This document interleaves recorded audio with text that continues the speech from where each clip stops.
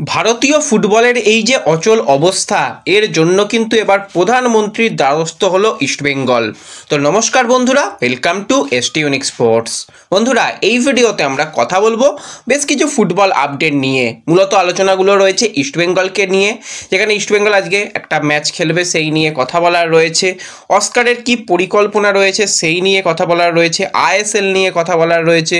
তো খুবই interesting video হবে, তাই শুরু থেকে শেষ পর্যন্ত দেখো। আর ভিডিও ভালো লাগলে লাইক শেয়ার করে দিও। আর যারা চ্যানেলে প্রথমবারের জন্য এসেছো মনে করে চ্যানেলটাকে সাবস্ক্রাইব করে নিও, তাহলে প্রিয় দলের খেলার সমস্ত আপডেট তোমরা এখানে পেয়ে যাবে। তো চলো আর দেরি না করে ভিডিও শুরু করা যাক। তো প্রথমেই যদি আজকে আমরা ইস্টবেঙ্গলের ম্যাচ নিয়ে কথা বলি, তো এই মুহূর্তে কলকাতার সেরকম কোনো দলই খুব একটা অ্যাক্টিভ নেই যে তারা ফুটবল খেলার মতন জায়গায় রয়েছে। কারণ মোহনবাগান সুপার জায়েন্ট অনির্দিষ্টকালের জন্য কিন্তু তাদের প্র্যাকটিস বন্ধ রেখেছে। কারণ কী জন্য প্র্যাকটিস করবে? আলটিমেটলি ফুটবলটা কবে হবে তার তো কোনো রকম নিশ্চয়তা নেই। তো সেই কারণে ইস্টবেঙ্গলের সামনেও রয়েছে সুপার কাপের সেমিফাইনাল ম্যাচ। তো সেই ম্যাচের আগে প্রস্তুতি ম্যাচ এবার ইস্টবেঙ্গলের রিজার্ভ টিমের সঙ্গে অস্কার ব্রুজনের টিম খেলতে চলেছে। তো সেখানে বিশেষত নজর থাকবে যে রিজার্ভ টিমে কোন কোন প্লেয়াররা খেলে। যদি পুরো রিজার্ভ টিম খেলে সেটা সবথেকে ভালো হবে, কারণ তারা আবার কিছুদিন বাদে গোল্ড কাপ খেলতে যাবে। তো তার আগে তারাও একটা ভালো ফাইট পেয়ে যাবে। এবং ইস্টবেঙ্গলের সিনিয়র দল এই মুহূর্তে যথেষ্ট ভালো ছন্দে রয়েছে। তারা চেন্নাইন এফসির মতন দলকে জাস্ট উড়িয়ে দিয়েছে। ডার্বি ম্যাচে দুর্দান্ত তারা লড়াই করেছে, অন দ্য ফিল্ড তো দুর্দান্ত পারফরমেন্সও ছিল ইস্টবেঙ্গলের সিনিয়র দলেরও খামতির জায়গা একটাই, সেটা হচ্ছে ফিনিশিংয়ের অভাব। প্রচুর চান্স ক্রিয়েট হচ্ছে কিন্তু স্ট্রাইকাররা সেই তুলনায় গোল একটু কম পাচ্ছে। হ্যাঁ, আস্তে আস্তে সময় দিলে হয়তো তারাও গোল পাবে।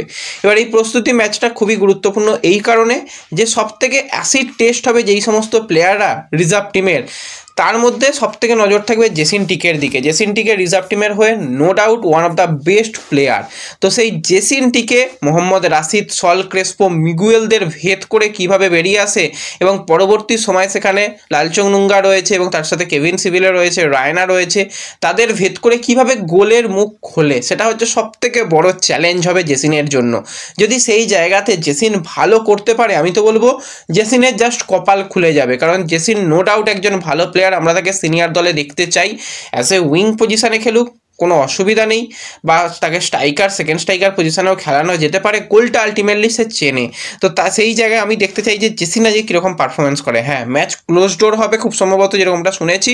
তো আপডেট পেয়ে যাব, আশা করছি কোনো রকম অসুবিধা নেই। আপডেট পেলে তোমাদের সঙ্গে শেয়ার করে দেব যে ম্যাচ কীরকম হলো। এবং খুব তাড়াতাড়ি ইস্টবেঙ্গলের সেমিফাইনাল ম্যাচ বা আরও একটা যে সেমিফাইনাল 2 ম্যাচ রয়েছে সেই ম্যাচগুলো নিয়েও আমরা খুব তাড়াতাড়ি আলোচনা করব। তাই যারা আমাদের সঙ্গে যুক্ত থাকতে চাও অবশ্যই চ্যানেলটাকে সাবস্ক্রাইব করে রেখো, তাহলে সমস্ত আপডেট পেয়ে যাবে।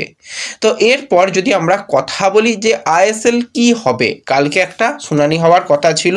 তো সেখানে কিন্তু কোর্টের তরফ থেকে কালকে শুনানিটাকে আজকে রাখা হয়েছে। আজকে নজর থাকবে যে কোর্ট কি নির্দেশ দেয়।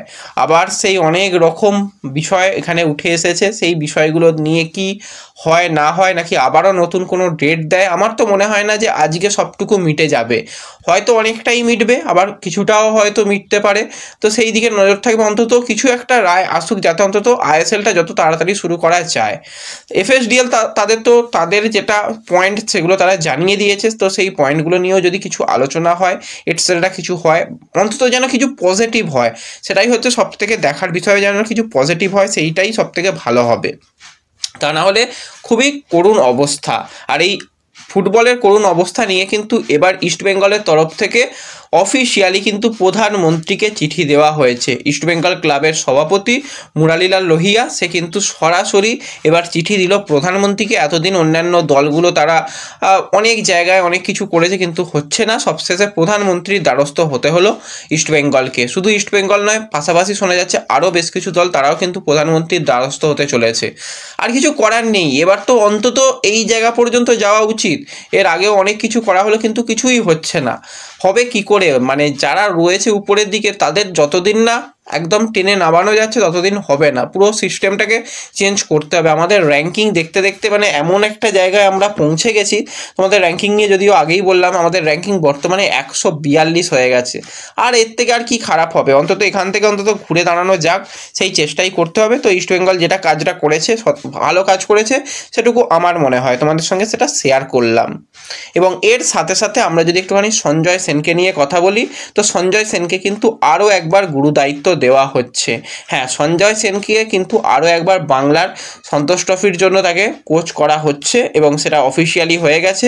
এবার হাতে খুব কম সময়, জানুয়ারিতেই খুব সম্ভবত সন্তোষ ট্রফির টুর্নামেন্ট শুরু হয়ে যাবে এবং বাংলা সরাসরি মূল পর্বে খেলবে। তো মাঝখানে কোনো ম্যাচ নেই এবং আগের বছর যেহেতু আমরা দেখেছিলাম বাংলা সন্তোষ ট্রফি চ্যাম্পিয়ন হয়েছিল, বেশিরভাগ প্লেয়াররাই তারা চাকরিতে জয়েন করে গেছে। তো নতুন প্লেয়ারের সন্ধানেও থাকতে হবে, হাতে খুব কম সময়, তার মধ্যে ট্রায়াল নিতে হবে, নতুন প্লেয়ারদের নিয়ে আসতে হবে এবং সিএফএলে যে সমস্ত প্লেয়াররা ভালো খেলেছে তাদেরও অবশ্যই সঞ্জয় সেন তার দলে রাখবে এবং খুব তাড়াতাড়ি কিন্তু কাজ শুরু করতে চাইছে সঞ্জয় সেন। এটা কিন্তু খুবই পজিটিভ ব্যাপার। আমরা ইস্টবেঙ্গলের ক্ষেত্রেই দেখেছি বিক্রম প্রধান, চাকু মান্ডি, মনোতোষ মাঝি, তারা লাস্ট ইয়ার সন্তোষ ট্রফিতে খুব ভালো খেলেছিল। তারাও যদি ডাক পায় তো খুবই ভালো হবে, মোহনবাগান থেকেও যদি কিছু ডাক পায়, মোহামেডান থেকেও ডাক পায় তো ভালো হবে। ওভারঅল বাংলার প্লেয়াররা খেলুক এবং ভালো খেলুক, আমরা এটাই চাই। তো ব্যাস, এই ভিডিওতে এই আপডেটগুলোই শেয়ার করার ছিল। ভিডিও ভালো লাগলে লাইক শেয়ার করে দিও, চ্যানেলে প্রথমবারের জন্য এলে সাবস্ক্রাইব করে নিও। দেখা হবে পরবর্তী ভিডিওতে, ধন্যবাদ।